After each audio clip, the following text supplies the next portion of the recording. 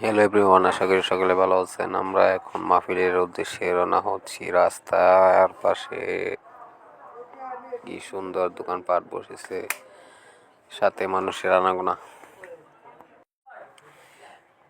উলুমকান্দি Jamia Arabia ইসলামী আশরাফুল উলুম কান্দি মাদ্রাসার উদ্যোগে আজকে তৃতীয় দিনের শেষ দিন।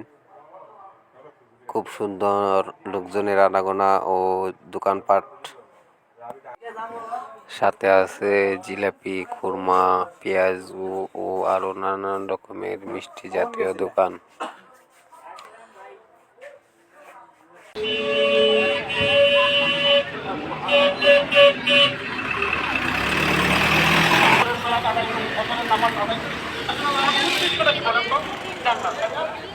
যখনই আমরা মারা যাবো, আল্লাহ তাআলা যেন আমাদের জান্নাতের চাহিদা জানেন। আল্লাহ সুবহানাহু ওয়া তাআলা কুরআনুল কারীমে বলেন, আবু হুরায়রা থেকে হাদিসে বর্ণিত আন আবি হুরায়রা রাদিয়াল্লাহু তাআলা আনহু قال كنا مع رسول الله صلى الله عليه وسلم استمع وجبة فقال النبي قال هذا حجر مرمي به في النار منذ 70 خريفا فهو يهوي في النار الآن حتى ينتهي إلى قارها. আনাস রাদিয়াল্লাহু আনহু থেকে হাদিসটি বর্ণিত।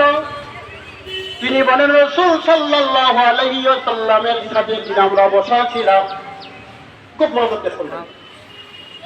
আবু হুরায়রা রাদিয়াল্লাহু তাআলা বলেন, আমরা রাসূল সাল্লাল্লাহু আলাইহি ওয়াসাল্লামের সাথে বসা ছিলাম।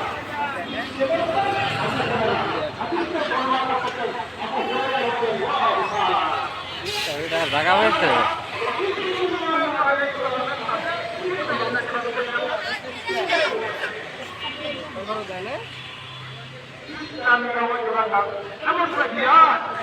সাহাবীদের লক্ষ্য করে বলতেন, হালতা দুরুন আমা হাদা, ও সাহাবায়ে কেরাম, তোমরা কি জানতে পারলা, বুঝতে পারলা এই যে আওয়াজটা হবে কিসের আওয়াজ? কে বলতেছে? সাহাবীদেরকে আল্লাহ রাসূল বলতেছে, এই যে একটি বিকট আওয়াজ শুনতে পাইলা, এটা কিসের আওয়াজ তোমরা বলতে পারবা? সাহাবায়ে কেরাম, আল্লাহর হাবিব, আল্লাহ রাসূলই ভালো জানে। আল্লাহ রাসূল বলেন, আমরা এখন মাহফিলের প্যান্ডেলের দিকে যাচ্ছি। রাস্তায় লোকজনের ভিড়, গাড়ি ঘোড়ার চাপ দেখতে পাচ্ছেন সবাই। আর ভিডিওটা ভালো লাগলে সবাই লাইক, কমেন্ট, শেয়ার করে দেবেন।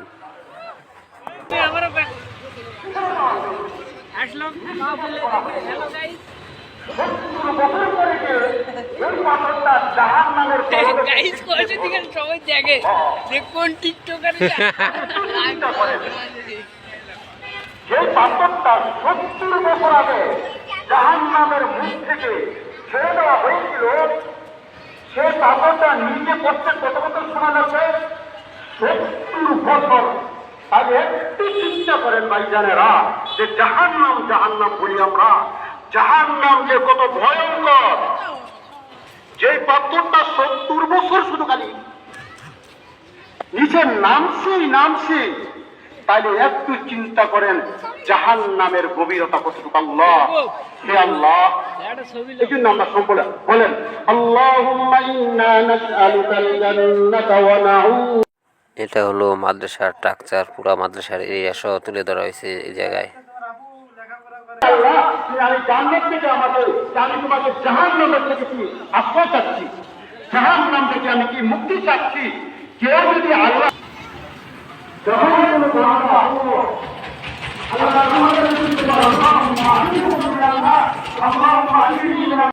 চলেন আমরা এখনো আর শুনি। যদি ভালো লাগে লাইক, কমেন্ট, শেয়ার করে দিবেন। আরো নিত্য নতুন ভিডিও পেতে পেজটি ফলো দিয়ে দিবেন।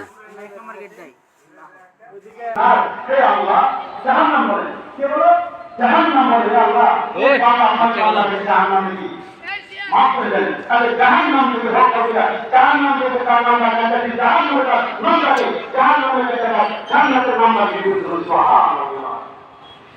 আবার কেউ যখন আল্লাহ তিনবার জান্নাত চায় اللهم إني أسألك الجنة اللهم إني أسألك الجنة اللهم إني أسألك الجنة জান্নাত কি বলবেন قالت الجنة জান্নাত বলে اللهم أدخله الجنة হে আল্লাহ তুমি তাকে জান্নাতে কি দাও জান্নাতে ঢুকাই দাও আল্লাহ তার নামটা জান্নাতের খাতায় আল্লাহ তুমি লিপিবদ্ধ করে দাও সুবহানাল্লাহ এই জন্য ভাইজান আমরা বুঝতে পারলাম জাহান্নামের গভীরতা কতটুকু জাহান্নাম কতটুকু ভয়ঙ্কর সেটা আপনাকে বললাম যাই হোক তাহলে আল্লাহ রাব্বুল আলামিন ফি জান্নাতি ইয়াতাসাআলুনা আনিল মুজরিমিন মা সালাকাকুম ফি সাকর তো জান্নাত জাহান্নামে কি হবে আলোচনা হবে তারা একের পাশে একে অপরের সাথে কি করতে পারবে কথা বলতে পারবে একে অপরের সাথে কথা বলতে পারবে কি বলবে في جنات يتساءلون عن المجرمين ও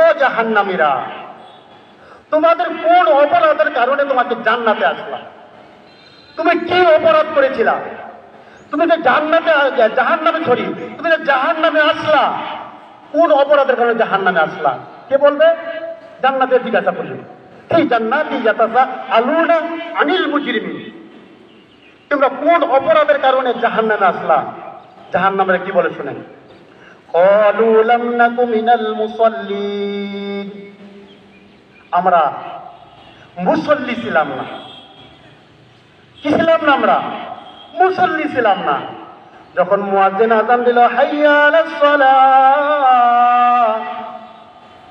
নামাজের দিকে আসো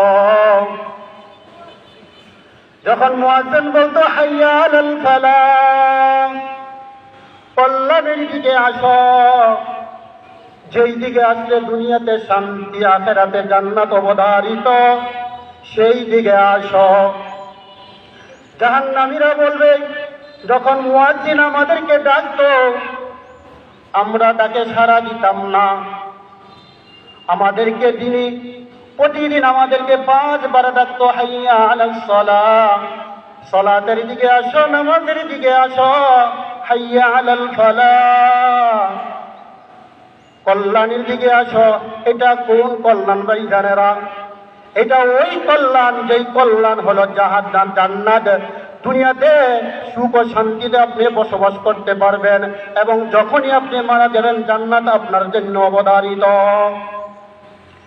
কারণ আল্লাহর হাবিব জনাবে মুহাম্মদুর রাসূলুল্লাহ সাল্লাল্লাহু আলাইহি ওয়াসাল্লাম বলেছেন أول ما يحاسب به العبد يوم القيامة الصلاة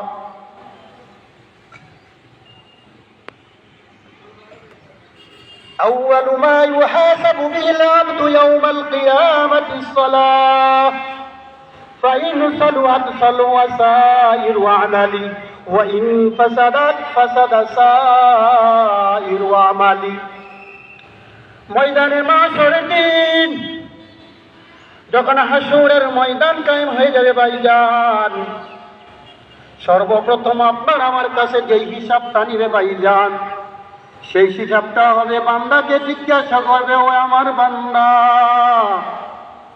তুমি দুনিয়াতে কি সালাত আদায় করছো নাকি